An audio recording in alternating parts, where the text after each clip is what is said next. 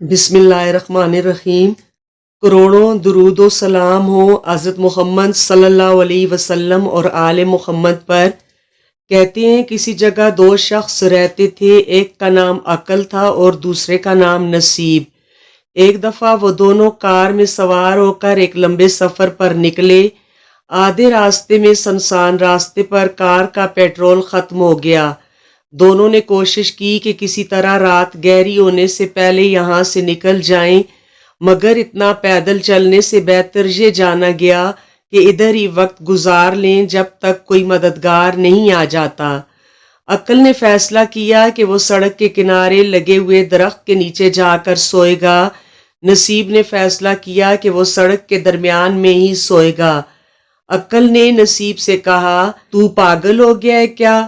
سڑک کے درمیان میں سونا اپنے آپ کو موت کے منہ میں ڈالنا ہے۔ نصیب نے کہا، نہیں، سڑک کے درمیان میں سونا مفید ہے۔ کسی کی مجھ پر نظر پڑ گئی تو جگا کر یہاں سونے کا سبب پوچھے گا اور ہماری مدد کرے گا۔ اور اس طرح عقل درخت کے نیچے جا کر اور نصیب سڑک کے درمیان میں ہی پڑ کر سو گیا۔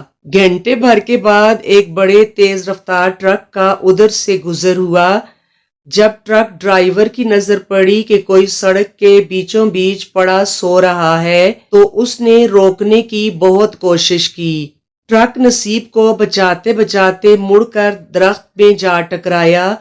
درخت کے نیچے سویا ہوا بیچارہ عقل کچل کر مر گیا اور نصیب بالکل محفوظ رہا۔ شاید حقیقی زندگی میں کچھ ایسا ہی ہوتا ہے، نصیب لوگوں کو کہاں سے کہاں پہنچا دیتا ہے، حالانکہ ان کے کام عقل سے نہیں ہو رہے ہوتے، یہی ان کی تقدیر ہوتی ہے۔ بعض اوقات سفر سے تاخیر کسی اچھائی کا سبب بن جایا کرتی ہے۔ شادی میں تاخیر کسی برکت کا سبب بن جایا کرتی ہے۔ اولاد نہیں ہو رہی، اس میں بھی کچھ مصلحت ہوا کرتی ہے۔ نوکری سے نکال دیا جانا ایک بابرکت کاروبار کی ابتدا بن جایا کرتا ہے۔